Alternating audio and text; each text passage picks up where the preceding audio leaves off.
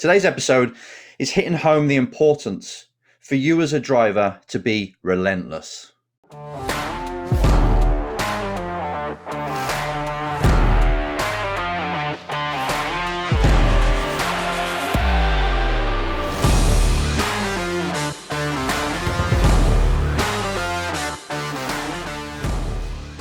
Hi drivers, welcome to the Race Driver Coach Show, another episode. We're back in the UK to record this video before I go off to Italy tomorrow for F4 testing. If you're following my social media, you'll see that we just completed the F2 race weekend and it didn't really go to plan. And that's what inspired this video, because as a driver, you will have already experienced, or you are experiencing at the minute, or you will experience times when things don't go to plan at the very critical moments in your career, in your season, or just in a race weekend. You can be prepared, over prepared. You know the circuit, you've been there before, you've proved in testing that you're quick there. Everything's on paper. I mean, on paper, everything looks like you should be at the front. But things happen, things get in the way. In motorsport and any other sport and in life, it doesn't always go to plan as you envisaged. No matter how many times you visualized it, you've got law of attraction on your side, still things happen. So you can't control that. Not all the time, hardly ever. When it is out of your control, okay? The only thing that you can control is your reaction to it. How you respond to these curveballs that life and motorsport throw at your face as you're in a race weekend. So to talk about this weekend, F2, as you know, is the waiting room for F1. If you do well there, you're looking good. It's basically the shop window for F1 team owners and sponsors to see who's the next one coming up, or the next few drivers coming up that they might be able to put in their team. So it's really important to showcase yourself there, to go there when you are actually ready to present yourself to the motorsport world on the grand scale and say, here I am, I'm here to win. I've got to win because I need the super license points that it gives me to go to F1, but this is what I'm all about. So pressure is massive. Everything from practice to testing to qualifying to the races is all being watched by those who matter, those who can open doors. So that's pressure alone. So I was with, obviously, Liam, who's with the Red Bull program.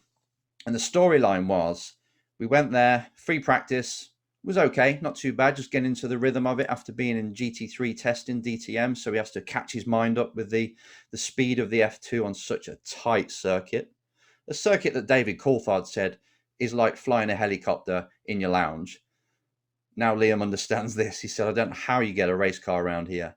But then as the session goes in practice, you start to get used to it. You start to push the boundaries. Hopefully you don't hit the wall, which some did. And then obviously that's all you get. You get your 45 minutes to learn the track, learn the car around the track, set everything up, get quick before qualifying. And he was okay, not bad. He was ticking boxes and saying, right, I know exactly what to do for qualifying now. I know where to improve, where to brake a little bit later or whatever, right? It's all in there, ready for qualifying. Goes out, bangs it on P2, and then is just about to go quicker again. Everybody's going quicker on the last lap, just about to go quicker again. It probably would have been about P2, P1, 2 or 3, he was up the front anyway. And then he got traffic. So he did green sector again on the second one, and then caught traffic in the last two corners in Rascasse. That's it. You have to settle for your second quickest time. You know, the time he did before, drops like a stone, drops to P6. When you put the grids together, because they're in two groups, P6 actually means P12. So now he's starting Monaco from P12. Great. The one shot I've got at a track where you cannot overtake, really, not very often. I hate saying that because it's a limiting belief, but it's not very easy to overtake, and you have to risk everything in order to overtake because there's just no room. It's easy to defend. So if you are going to overtake, you've just got to send it and hope for the best, which if you watch the racing, a few of them did. And Liam did as well. So starting 12th, there's a reverse grid on the first race, does really well. So you've got to get into the top 10 in order to get the reverse grid again for race 2. By the first corner, he's already in P10. Then he picked up another one because somebody broke down, finished 9th. Brilliant. Starting the next race in P2. Fantastic. We can go for the win now. Goes for it, does the race, does an amazing overtake in the wet, and wins. Now, for a driver To win at Monaco is like, well, to race at Monaco is a big tick, bucket list, amazing thing to have that opportunity. But to win there and to overtake in order to win there, it's big in your life and it means everything. And it was a dream of his. Crossed the line, won, amazing. And then, as you probably know, he got disqualified just because he had the wrong setting, and it didn't even make a difference. It slowed down his start, if anything. But it was crushing. To say he was devastated is an understatement. When something like that happens, as a coach, if you're a coach listening to this, you have to kind of let the driver sink and swim in it for a little bit. If they're going to cry, if you're with a driver and they're devastated, they're beside themselves, be there for them, but just give them their 5, 10, 15, 20 minutes, whatever they need to absorb it, to let everything out. And I want you to remember this as well. You can't rush the phase of when you've just had the bad news. You can't just ignore it. You've got to let it sink in. Let your automatic responses react to it and your emotions. And then once you've sort of let that cry out or let that come out in whatever way it does, throw in your helmet. Not great, but sometimes happens. We didn't do that. Then you can start to focus the mind forward on what we're going to do about it. Now, this was devastating because he's just won. In the first race, his title contender won. Second race, then Liam won. So it's like, okay, we're catching him back up again because we did fastest lap and everything. It was good. Brilliant show. But then you get that taken away. So you've got part of you thinking, damn, and now I'm losing ground in the championship. What are the people in F1 thinking because of this silly error? And you're angry at yourself for doing it. All these come in and it's just overwhelming.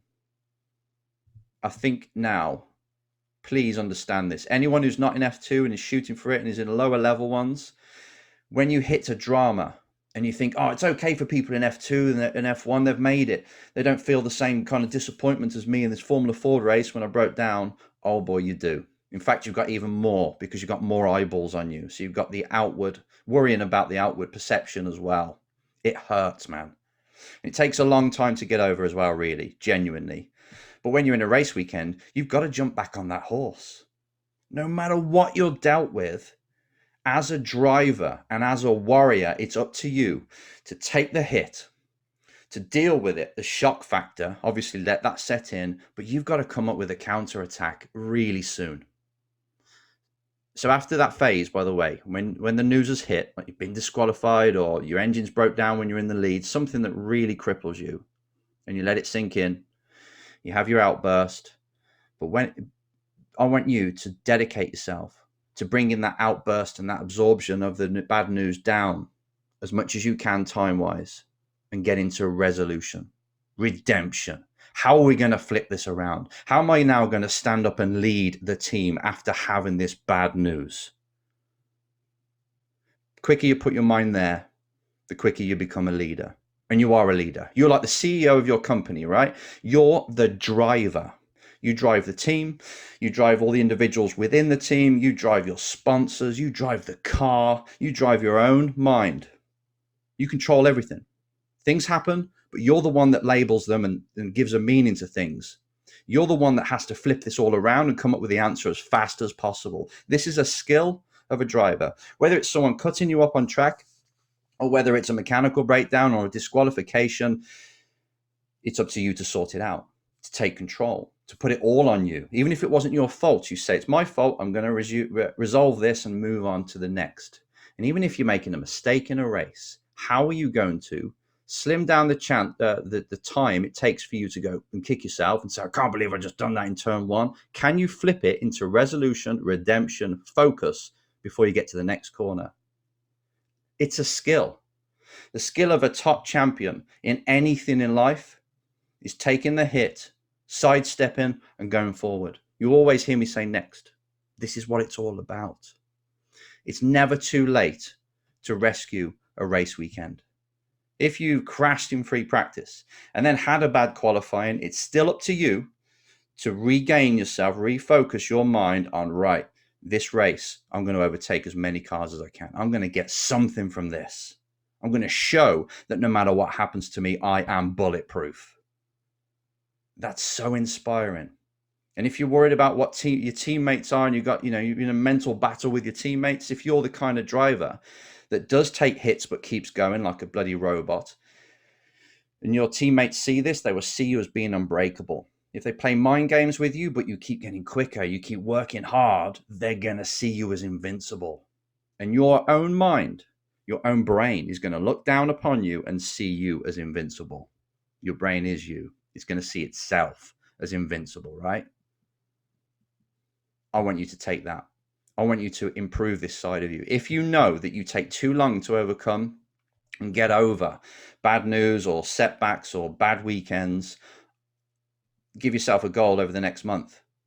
I am going to take everything that comes to me, see how it can be improved, and immediately click into the gear of what I'm going to do about it.